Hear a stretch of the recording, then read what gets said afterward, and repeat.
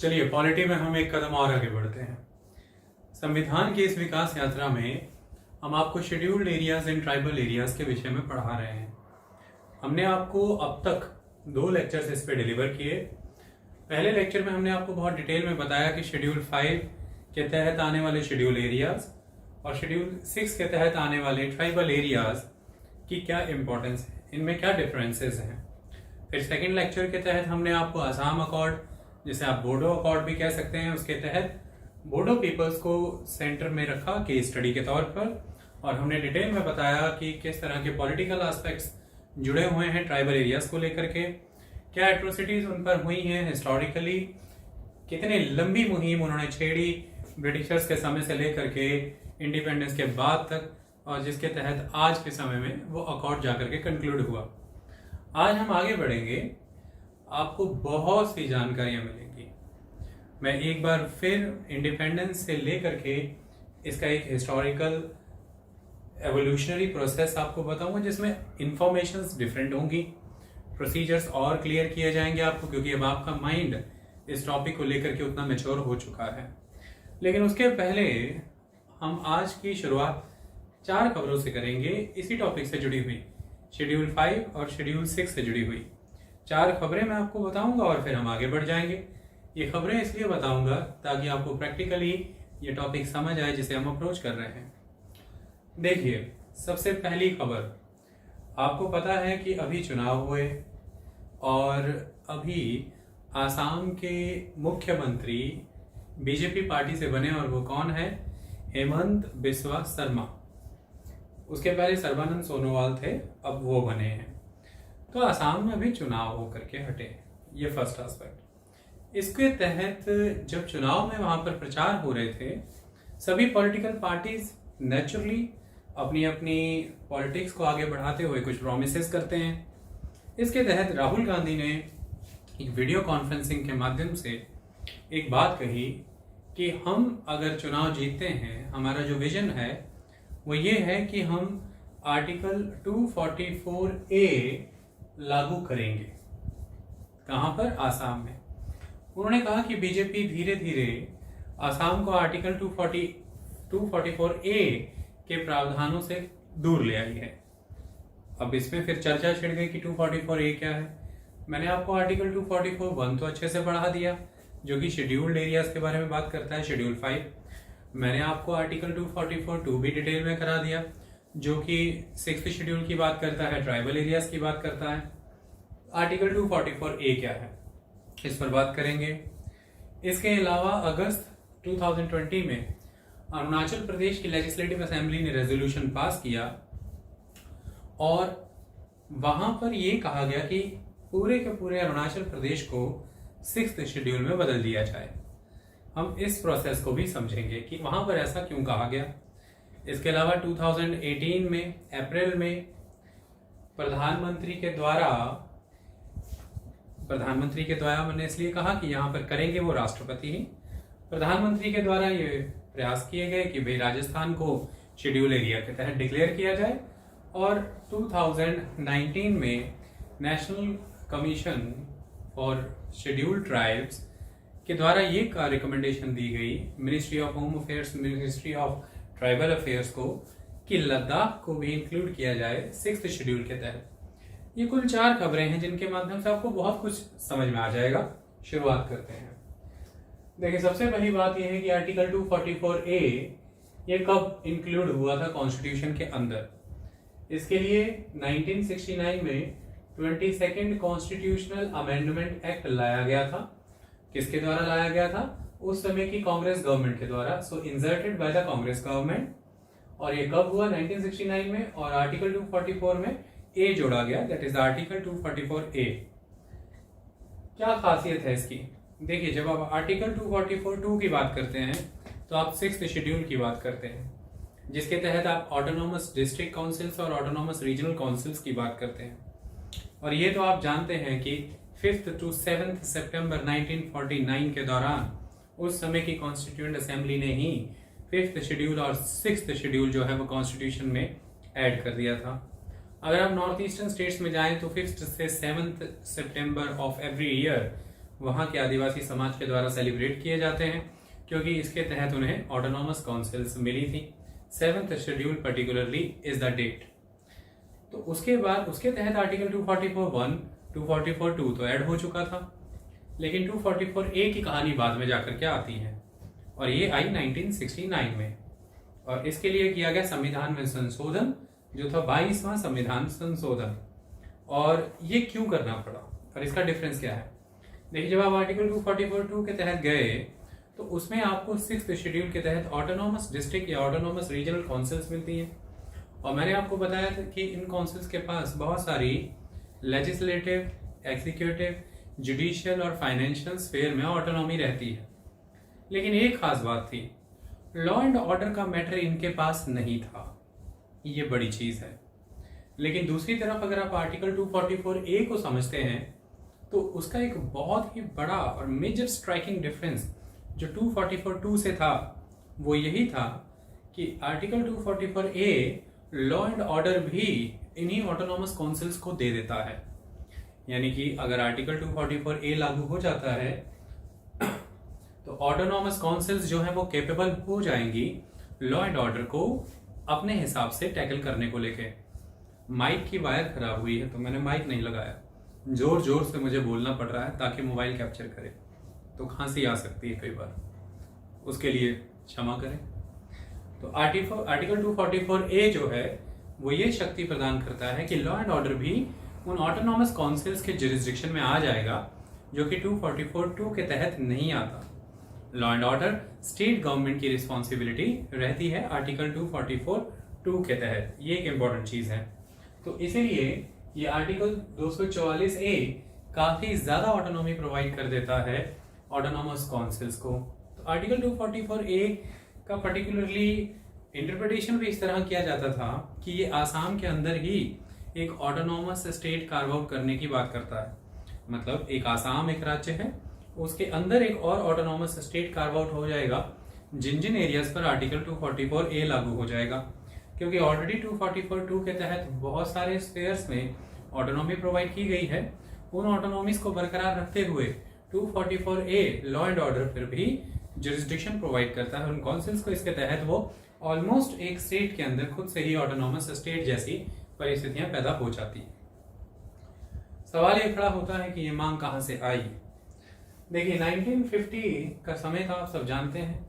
संविधान देश में लागू हो रहा था और उस समय में अपने अपने क्षेत्रों को लेकर के उन्हें नया भारत की नई सरकार, नया पॉलिटिकल सेटअप होने जा रहा था, जिसके तहत सभी एप्रीहेंसिव थे कि भाई हमारा इस नए देश में, इस नई सरकार में, इस नए संविधान में क्या दर्जा होगा, हम अपनी एस्पिरेशंस को किस तरह से फुलफिल करेंगे। इस कहानी पे मैं अभी आऊंगा, पहले हम इस खबर को समझ लें। तो 1950 में demand for separate hill states, north eastern region से ये डिमांड आई कि एक सेपरेट हिल स्टेट हमारे कार्व आउट करके दीजिए। ये मांग चलती रही 1950 से। ये मांग अलग अलग हिल ट्राइबल ग्रुप्स के द्वारा शुरू की गई, जो कि 1960 में जाकर के various political parties of the hill areas merged to form all party hill leaders conference. तो 1960 में ये all party hill leaders conference बन गई। आपको हमारे जो पिछला लेक्चर हमने आपको दिया था आसाम अकॉर्ड के ऊपर, उसमें भी इसके बारे में डिटेल में बताया गया है। आज मैं 244(a) के कॉन्टेक्स्ट में से समझा रहा हूं। तो all party hill leaders conference बनी और इनके द्वारा यही मांग की गई कि जो हिल स्टेट्स हैं, हिल रीजन्स हैं, उन्हें सेपरेट स्टेट में कार्व आउट कर दिया जाए। उसके तहत अभियान चलता रहा, मूवमेंट स्ट्रांग होती गई और ये एक मूवमेंट का रूप धारण करती गई। 1972 का समय आया जब मेघालय स्टेटहुड अचीव कर गया। तो मेघालय को स्टेटहुड अचीव करा दिया गया। आपको यह मैं बता दूं कि सब पहले आसाम हुआ करता था, फिर धीरे धीरे उसमें से अलग अलग ट्राइबल रीजन्स निकाले गए। पहले यूनियन टेरिटरीज बनी और फिर वो राज्य बन गए। तो 1972 वो समय है जब मेघालय स्टेटहुड अचीव कर गया। ऐसे समय में the leaders of the Karbi Anglong and North Cachar Hills were also part of this movement. ये जो all party hill leaders conference के द्वारा हिल स्टेट्स की सेपरेट स्टेट डिमांड चल रही थी कि एक सेपरेट हिल स्टेट दिया जाए, इस मूवमेंट का पार्ट कार्बी आंगलोंग और नॉर्थ कछार हिल की ट्राइब्स भी थी। कार्बी आंगलोंग और नॉर्थ कछार हिल आपको पता होना चाहिए, आज की डेट में आसाम में ऑटोनोमस डिस्ट्रिक्ट काउंसिल्स के तौर पर जानी जाती हैं। कार्बी आंगलोंग ऑटोनोमस काउंसिल भी मैंने आपको बताया था, और नॉर्थ कछार हिल्स की ऑटोनोमस काउंसिल भी बताया था, ये आसाम में। तो ये भी उस मूवमेंट का उस समय में हिस्सा हुआ करती थी। अब 1972 में तो मेघालय तो स्टेटहुड बन गया, तो ये कार्बी आंगलोंग और नॉर्थ कछार हिल के लोगों को ये ऑप्शन दिया गया, given option to stay in Assam और ज्वाइन मेघालय। उनको ये कहा गया कि भाई या तो आप आसाम में रह लीजिए और या फिर आप मेघालय को ज्वाइन कर जाइए, मेघालय एक स्टेट बन रहा है। उस समय में कार्बी आंगलोंग, नॉर्थ कछार हिल, इन लोगों ने, इन ट्राइब्स ने आसाम में ही रहना स्वीकार किया। दे स्टेड बैक, तो ये वहीं पर रहे। और कांग्रेस के इनके प्रति चलते आ रहे 1960 से 1970 तक के वायदे, प्रॉमिसेस, जिनमें इन्हें यह कहा गया कि या तो आप मेघालय के साथ जाइए या आसाम में ही रहिए। अगर आप आसाम में रहते हैं तो हम आपको प्रॉमिस करते हैं, Congress promised more powers and implementation of article 244A in context of the Assam. तो इन्होंने प्रॉमिस किया कि हम आपको और अधिक शक्तियां देंगे और इंक्लूड करेंगे आसाम के रीजन में आर्टिकल 244A। ये एक इंपॉर्टेंट चीज है। उसके बाद ये मांग चलती ही रही, आर्टिकल 244A इंप्लीमेंट नहीं हो पाया। 1980 में demand took the form of a movement. Demand एक पूरी की पूरी मूवमेंट बन गई कि हिल स्टेट बनना चाहिए। नहीं सुनवाई हो पाई, वो सेटिस्फेक्शन नहीं मिल पाई उन ट्राइबल लोगों को। So then the Karbi group resorted to violence. फिर जो कार्बी आंगलोंग ग्रुप है वो वायलेंस की तरफ चला गया और finally movement soon became armed separatist insurgency demanding full statehood. तो ये जो मूवमेंट है ये आर्म्ड इंसर्जेंसी में बदल गई, हथियारबद्ध विद्रोह में बदल गई पूरी तरह से, और फुल स्टेटहुड की मांग वहां पर हुई इन हिल ट्राइब्स के द्वारा।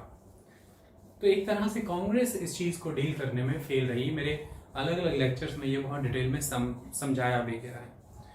उसी समय से ये मांग चलती आ रही है। बहुत से ऐसे इंसर्जेंट ग्रुप्स थे, मैं आपको बता देना चाहता हूँ, जो अभी पीछे 2017 से 2020 तक वहां पर जो बीजेपी की सरकार है उनके सामने बहुत से ग्रुप्स ने सरेंडर भी किया है। सरेंडर हुए हैं, पीसफुल रास्ते पर आए हैं, उन्होंने वायलेंस ट्रेजेक्ट्री जो है वो छोड़ दी है, लेकिन ये मांग हमेशा बनी रहती है और चुनावी मुद्दा विजन डॉक्यूमेंट्स में इंक्लूड हो जाती है।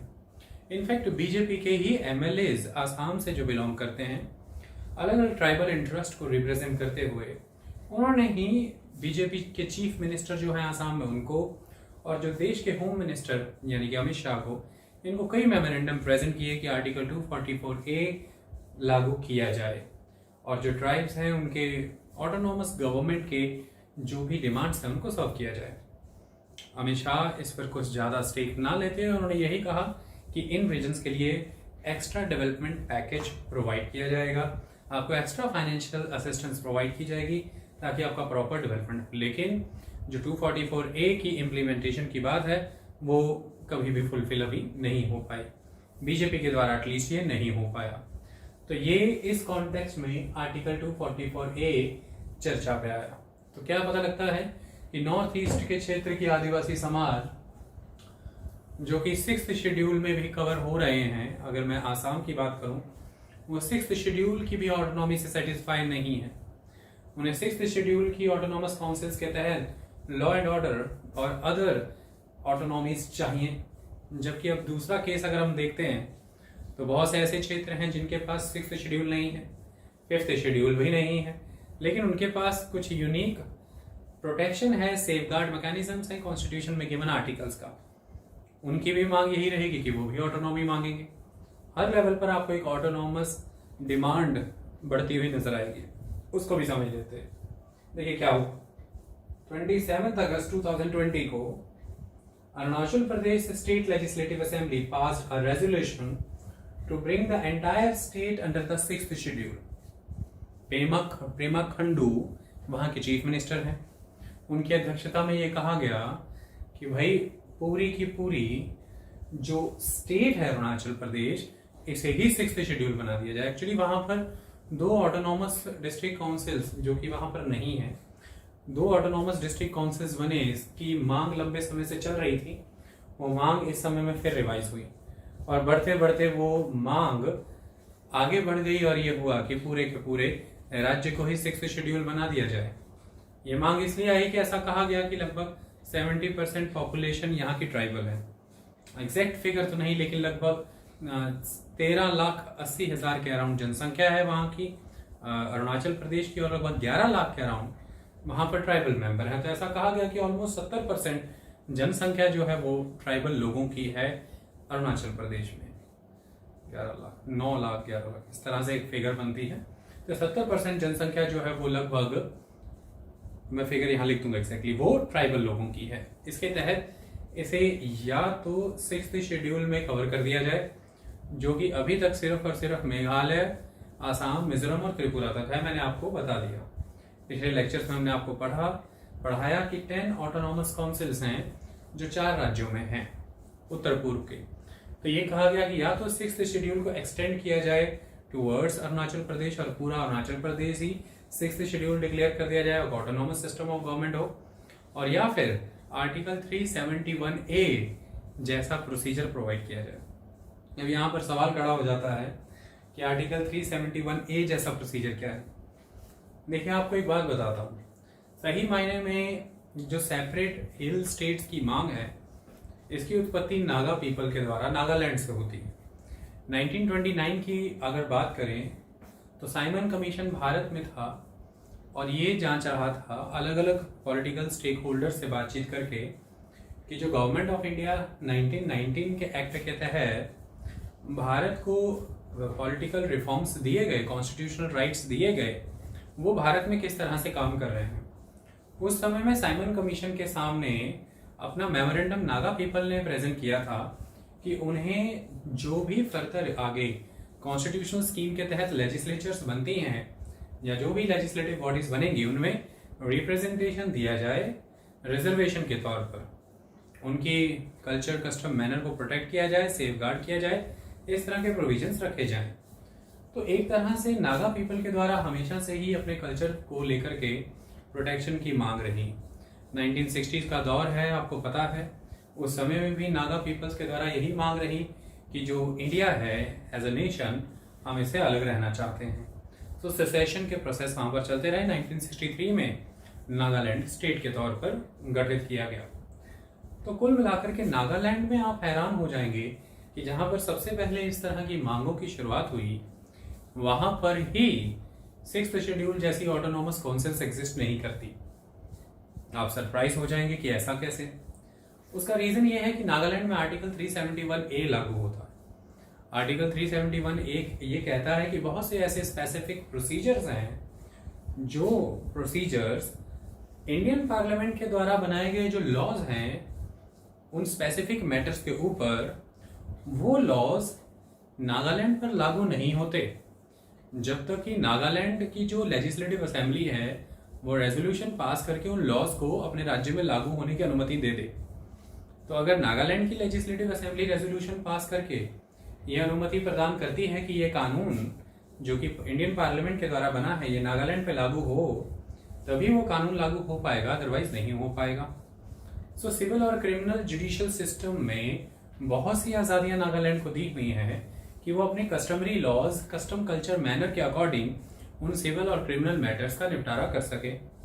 तो इस तरह से नागालैंड आर्टिकल 371A के तहत ऑल इन ऑल पूरा का पूरा स्टेट ही एक बहुत बड़ी ऑटोनॉमस कैरेक्टर रखता है, क्योंकि पार्लियामेंट्री लॉज को वहां पर लागू होने के लिए सर्टेन स्पेसिफिक मैटर्स पे जो पार्लियामेंट्री लॉज हैं उनको नागालैंड पे लागू होने के लिए नागालैंड की असेंबली के रेजोल्यूशन की स्वीकृति का इंतजार करना पड़ता है। और बहुत हद तक क्रिमिनल और सिविल जुरिस्डिक्शन जो है, जो जुडिशियल सिस्टम है, वो नागालैंड के customary laws, custom, culture, manner के अकॉर्डिंग गाइडेड होता है। तो 6th शेड्यूल की मांग अरुणाचल प्रदेश ने की कि या तो हमें 6th शेड्यूल जैसी ऑटोनॉमी प्रोवाइड कर दीजिए, हमें पूरे के पूरे राज्य को ही 6th शेड्यूल में कन्वर्ट कर दीजिए, और या फिर हमें आर्टिकल 371A जैसे प्रावधान दे दीजिए जो कि नागालैंड को दिए हैं। अब यहां से आर्टिकल 371 का जिक्र आता है। देखिए अगर आप ध्यान से देखेंगे, देखिए मैंने ये कैसा टर्न लिया, मैं ऐसे शुरू और पूरा ही घूम गया, जबकि ये ठीक नहीं है, मैं ऐसे भी हो सकता था। देखिए अगर आप ध्यान से देखेंगे, आप कैसे भी हो सकते हैं। जब आप लॉकडाउन में हैं और सारा रिसर्च, कैमरा, ट्राइपॉड, एक अकेला room, no mic, voice noise ना आ जाए इसलिए पंखा भी आप सोच नहीं सकते कि चल भी रहा है कि नहीं, शरीर अंदर से स्वेट से भरा हुआ है, तो हम ऐसे घूमे ऐसे। इस समय मुद्दा सिर्फ कंटेंट है, जो कि मैंने बहुत घंटे और बहुत मेहनत लगा के आपके लिए डेली लेकर के आता हूँ। आप बहुत सारे ई नोट्स, बड़े सारे एरिया से कवर्ड होते हैं। तो अब कुछ चीजों पे चर्चा कर लेते हैं। आर्टिकल 371 का जिक्र बार बार आ रहा है। वो आर्टिकल 371 का जिक्र क्या कहता है? वो ये कहता है कि जो इंडिया का फेडरल स्ट्रक्चर है, अगर ध्यान से देखें इंडियन फेडरल स्ट्रक्चर को, तो इंडियन फेडरल स्ट्रक्चर में स्टेट्स की कोई कैटेगराइजेशन एग्जिस्ट नहीं करती। India is a union of the states simply. Article 1 इसी चीज की बात करता है। So there is no categorization of the states. लेकिन फिर भी पार्लियामेंट जो है उसके पास कुछ यूनिक अथॉरिटीज हैं। So according to the India's federal structure there is no categorization of states. Still Parliament of India is empowered to determine terms and conditions which could be different for different states. Parliament of India कुछ terms, कुछ conditions तय कर सकती है, determine कर सकती है, जो अलग अलग राज्यों के लिए अलग हो सकते हैं। इसी के तहत स्पेशल प्रोविजंस का जन्म होता है।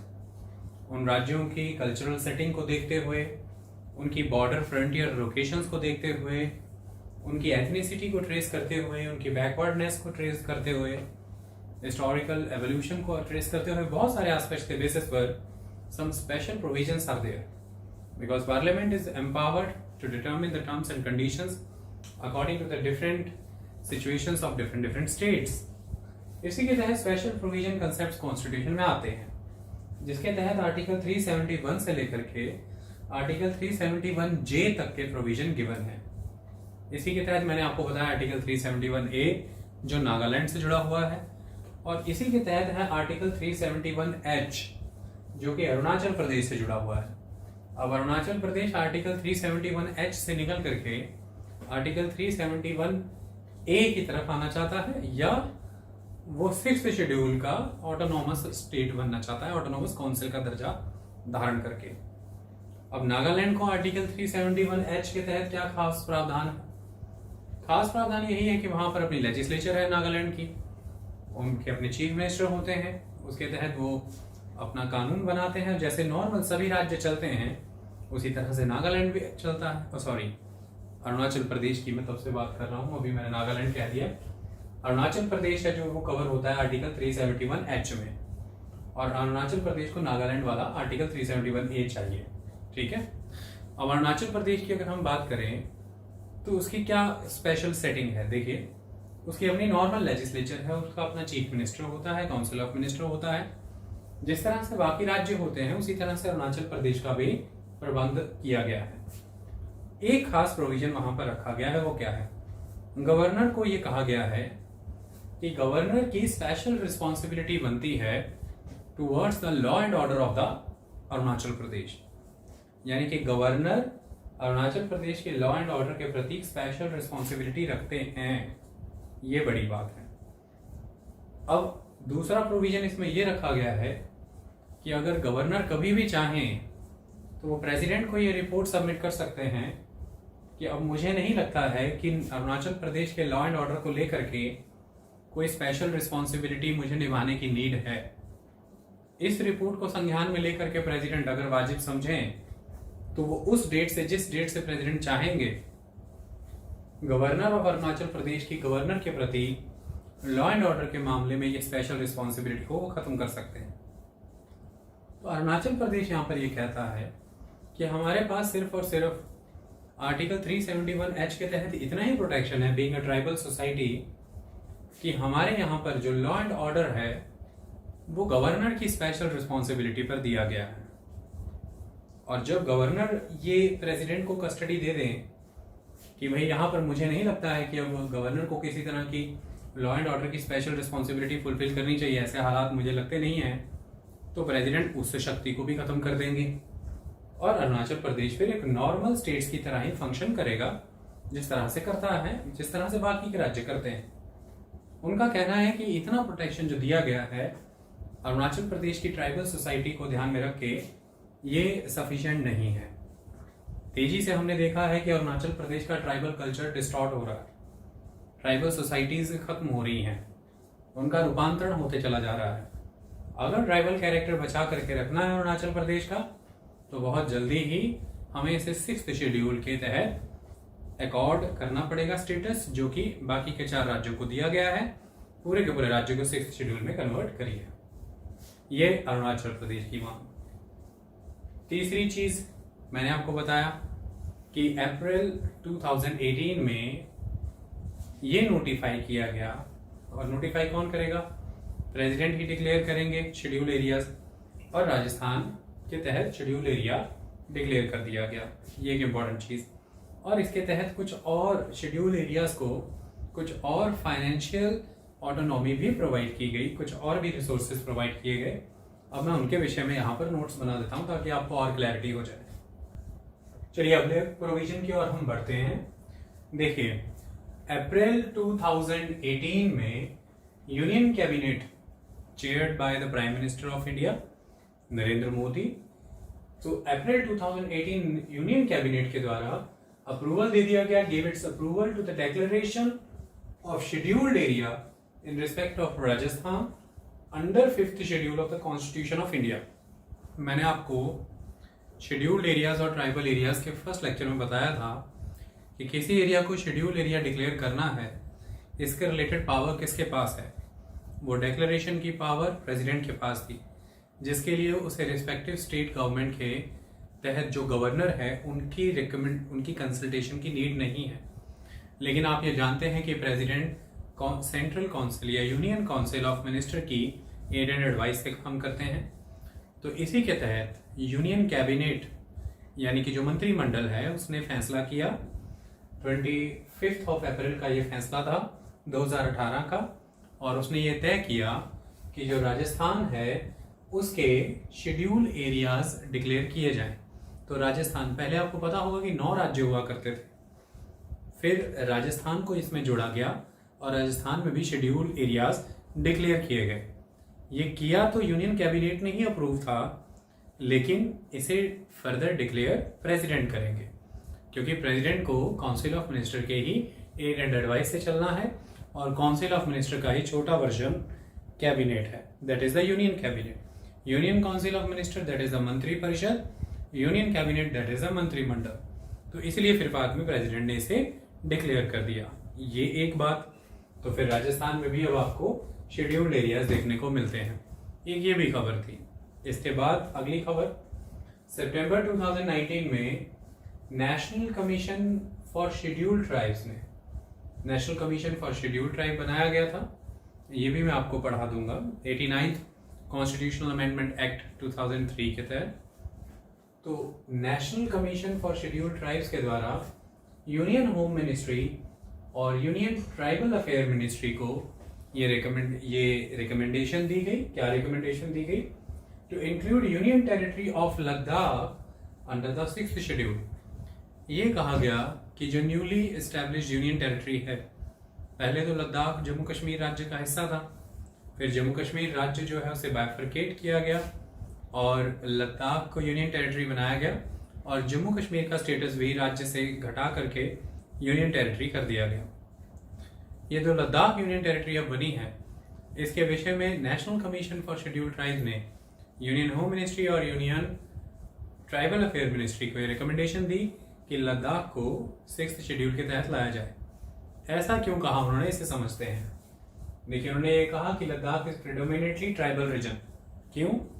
लद्दाख के अलग अलग हिस्सों को उन्होंने जब दिखाया तो उसमें उन्होंने बताया कि जो लेह है वहां पर 66.8% ट्राइबल पॉपुलेशन है, नुब्रा में 73.35%, खल्स्ती में 97.05%, कारगिल में 83.49%, सनकू में 89.96% और जास्कर में 99.16%।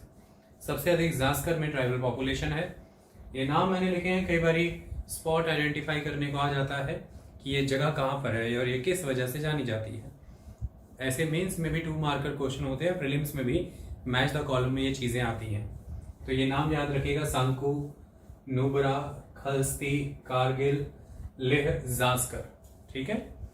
कौन कौन सी ट्राइबल कम्युनिटीज यहाँ पर हैं, इनके भी नाम आ जाते हैं कि ये किस क्षेत्र की ट्राइबल कम्युनिटी है। तो ऐसा भी क्वेश्चन आ जाता है, जैसे बाल्ती, बेदा, बोध या बोतो, बरोकपा, दरोकपा, दार्द, शिन, चंगपा, गर्रा, मोन और पुरिगपा। तो ये आदिवासी समाज हैं लद्दाख के, और national commission for schedule tribe कहता है कि इन्हें भी फिक्स्ड शेड्यूल के तहत कवर किया जाए। हालांकि यहाँ पर अभी लेह ऑटोनॉमस काउंसिल और कारगिल ऑटोनॉमस काउंसिल काम करती है, लेकिन वो 6th शेड्यूल के तहत कवर नहीं है, अभी ये प्रोविजन अप्लाई नहीं हुआ है। इसके साथ ही एक और इम्पॉर्टेंट चीज, 125th amendment bill to the constitution. देखिए, राज्यसभा में 125वां संविधान संशोधन प्रस्तुत किया गया। लोकसभा में देश के गृह मंत्री ने कहा कि अभी नॉर्थ ईस्ट के 6th शेड्यूल एरियाज में भारत सरकार की कोई भी ऐसी मंशा नहीं है कि पंचायती राज कानून लागू किया जाए। क्या मतलब था इस लाइन का? देखिए, जब 73rd constitutional amendment act 1992-93 existence में आया, उसके तहत पंचायती राज इंस्टीट्यूशंस एग्जिस्टेंस में आई। पंचायती राज इंस्टीट्यूशंस जब एग्जिस्टेंस में आई तो उस समय में यह प्रोविजन रखा गया था कि 5th शेड्यूल के शेड्यूल एरियाज और 6th शेड्यूल के तहत जो ट्राइबल एरियाज हैं, इनकी ये चॉइस है कि ये पंचायती राज इंस्टीट्यूशंस इस अमेंडमेंट एक्ट के तहत अपने यहाँ पर लागू करते हैं या फिर अपनी इंस्टीट्यूशंस ऑफ सेल्फ गवर्नमेंट के थ्रू आगे चलते हैं। उस समय में शेड्यूल एरियाज के तहत भी ये लागू हुआ जब 1996 में स्पेशल प्रोविजन आया, panchayat extension to the schedule areas act 1996 PESA. मैंने पीसा कानून आपको बहुत डिटेल में पढ़ा दिया है जब हमने लोकल गवर्नमेंट्स के बारे में पढ़ा था। अच्छे से वापस जाकर के उसको रिव्यू करिए, और मैंने ग्राम सभा के तहत कितनी शक्तियां प्रदान की गई हैं ये भी आपको अच्छे से पढ़ा दिया था। और शेड्यूल्ड एरियाज में ट्राइबल काउंसिल्स जो कि मुख्यमंत्री द्वारा चेयर्ड होती हैं, उनका रोल वीक है, ये भी मैंने आपको बता दिया था। तो आप पीसा कानून के लेक्चर्स को सुनिए। तो शेड्यूल्ड एरियाज के तहत तो जो पंचायती प्रोविजन थे वो एक्सटेंड कर दिए गए 1996 के पीसा कानून के तहत, लेकिन जो जम्मू कश्मीर और उत्तर पूर्व के राज्य जैसे कि मेघालय, मिजोरम, त्रिपुरा, आसाम, इन्होंने पंचायती राज के कानूनों को लागू नहीं किया, अपने यहाँ पर उन्हें लागू नहीं होने दिया और अपने इंस्टीट्यूशंस के तहत आगे बढ़ते रहे। इसलिए यहाँ पर पंचायती नियम लागू नहीं होते हैं। विलेज एडमिनिस्ट्रेशन मैंने आपको ये बताया कि ऑटोनॉमस काउंसिल्स के ही अधीन आती हैं, क्योंकि कल परसों के लेक्चर में हमने जब 6th शेड्यूल पढ़ा था तो हमने विलेज एडमिनिस्ट्रेशन के कॉन्टेक्स्ट में ये चीज़ पढ़ी थी कि वो ऑटोनॉमस काउंसिल्स के तहत ही डिसाइड की जाती हैं। तो कुल मिलाकर के फिर क्या प्रोवाइड किया गया 125वें संविधान संशोधन के द्वारा, क्या दिया जाएगा? पंचायती राज इंस्टीट्यूशन तो नहीं है, फिर क्या दिया जाएगा? इसे मैं खोल करके यहाँ पर लिखूंगा, लेकिन एक इसकी रूपरेखा समझें। 125th अमेंडमेंट बिल लाया गया पहले तो फाइनेंस कमीशन के प्रोविजंस को अमेंड करने के लिए, क्योंकि इन राज्यों में फाइनेंस कमीशन का प्रोविजन अब प्रोवाइड किया जाएगा, और दूसरा क्योंकि फाइनेंस कमीशन का प्रोविजन देखिए उन राज्यों में तो है जहाँ पर पंचायतें, लोकल गवर्नमेंट, क्योंकि स्टेट और लोकल गवर्नमेंट के बीच में फंड्स कैसे ट्रांसफर होंगे उसके तहत फाइनेंस कमीशन काम करता है उस राज्य का, लेकिन यहाँ पर लोकल गवर्नमेंट्स एग्जिस्ट नहीं करती थी, इसलिए वो प्रोविजन नहीं था। तो फाइनेंस कमीशन के प्रोविजंस को अमेंड किया जाएगा और दूसरा 6th शेड्यूल को भी अमेंड किया जाएगा, उसके तहत यहाँ पर काम होगा। सो बेसिकली ये 125th अमेंडमेंट बिल क्या लाना चाहता है? To increase the financial and executive powers of the 10 autonomous council. ये एक तरह से उन ऑटोनॉमस काउंसिल्स की फाइनेंशियल एंड एग्जीक्यूटिव पावर को बढ़ाना चाहता है, ऐसा सरकार कहती है। किस तरह से? ग्रास रूट लेवल पर डेमोक्रेसी ला करके, फाइनेंशियल ट्रांसफर्स को बढ़ा करके और फाइनेंशियल लेवल पर अकाउंटेबिलिटी इंड्यूस करके, वुमेन को रिप्रेजेंटेशन दे करके, इस तरह की चीजों के माध्यम से। सबसे पहले ये क्या प्रोवाइड करता है? ये एक elected village and municipal councils देता है, यानी कि अब तक 6th शेड्यूल एरियाज में डिस्ट्रिक्ट काउंसिल्स थी ऑटोनॉमस, रीजनल काउंसिल्स थी, अब वहां पर विलेज काउंसिल्स भी होंगी और म्यूनिसिपल काउंसिल्स भी होंगी। तब 4 चीजें हो जाएंगी, district councils, regional councils, village councils और म्यूनिसिपल काउंसिल्स, और ये इलेक्टेड होंगी। जो विलेज काउंसिल्स होंगी, यानी कि जो डेवोल्यूशन ऑफ पावर है वो कितना होगा इनके पास, इसको भी मैं भी डिटेल में लिखूंगा। जो विलेज काउंसिल होंगी will be empowered to prepare plans for economic development and social justice, यानी कि गवर्नर चाहेंगे तो ये कार्य इनको डिवॉल्व किए जाएंगे, जिस विषय में फिर ये इकोनॉमिक डेवलपमेंट और सोशल जस्टिस को लेकर के इन विषयों के ऊपर अपना रेगुलेशंस प्रिपेयर करेंगी। विलेज काउंसिल्स वो क्या होंगी, agriculture, land improvement, implementation of land reforms, minor irrigation, water management, animal husbandry, rural electrification, small scale industry और social forestry। ये आपको कुछ पीसा कानून के तहत ग्राम सभा के तहत आने वाले कामों जैसे ही लगते होंगे। अमूमन जब भी आप ग्रास रूट लेवल पे डेमोक्रेसी लेकर के जाते हैं तो ग्रामीण क्षेत्र के अधीन इस तरह के मुद्दों को लेकर के आते हैं, वही यहाँ पर कोशिश की गई। थर्ड पॉइंट कहता है the finance commission will be mandated to recommend devolution of financial resources to them, किनको, to the village councils and to the municipal councils। तो फाइनेंस कमीशन को मैंडेट दिया जाएगा कि वो रिकमेंड करे devolutions of the financial resources to them। इसके बाद चौथा point, 1/3 of seats for the women. Village councils और म्यूनिसिपल काउंसिल्स में 1/3 सीट्स जो है वो वुमेन के लिए रिजर्व होंगी। ये 125वां संविधान संशोधन। तो राहुल गांधी के द्वारा दिया गया वो बयान जिसके तहत वो 244A की बात करते हैं, मैंने बताया वो किस तरह की ऑटोनॉमी की बात करता है। अरुणाचल प्रदेश के द्वारा ये कहना कि हमें या तो 6th शेड्यूल में लाएं या आर्टिकल 371A के तहत, मैंने ये भी आपको क्लियर किया। एक बार 371A का कॉन्टेक्ट पढ़ के बता देता हूँ। Article 371A says that no act of parliament shall apply in the state in several areas unless the Nagaland ये नागालैंड के विषय में है ना, unless the Nagaland Assembly so decides by a resolution। कौन से issue? These include administration of civil and criminal justice involving decisions according to the Naga customary law and ownership and transfer of land and its resources।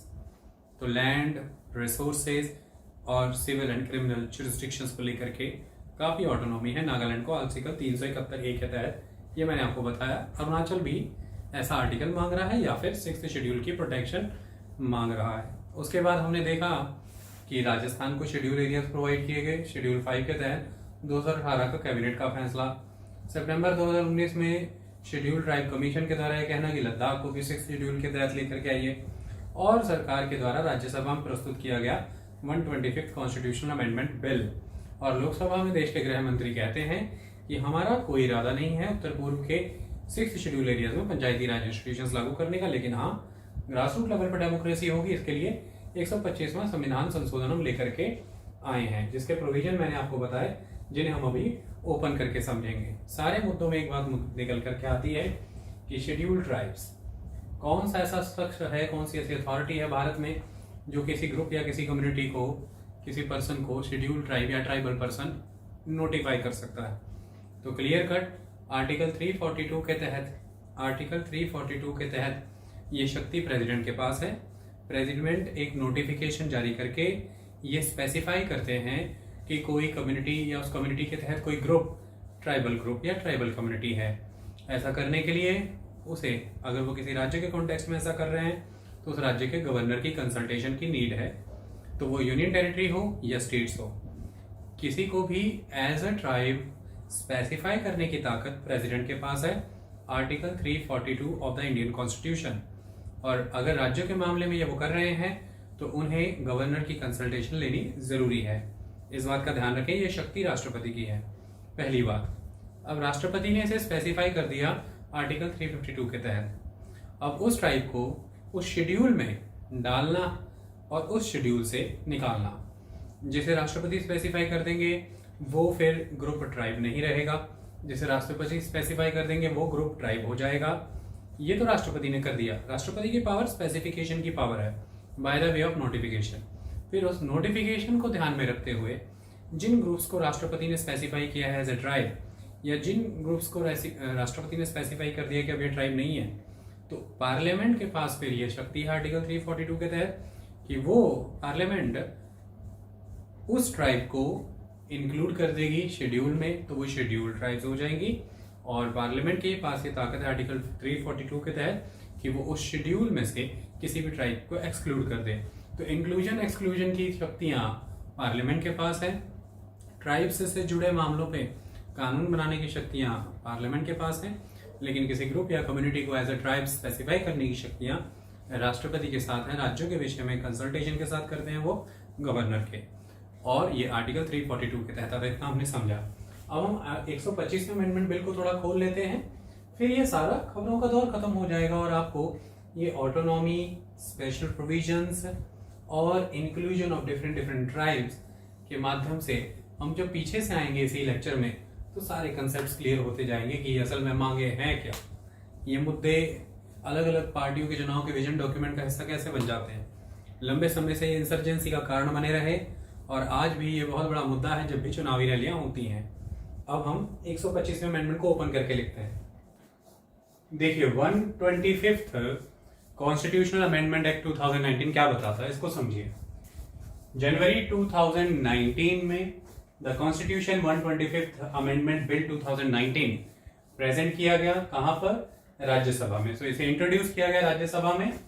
क्या purpose था इसका, मैंने अभी आपको बताया, to amend the provisions related to the finance commission and the 6th schedule. क्या provision amend किए हैं, अब हम उन्हें थोड़ा डिटेल में समझते हैं। अभी हमने उन्हें समझा, अब हम उनकी डिटेल डिस्कशन करते हैं। सबसे पहला बिल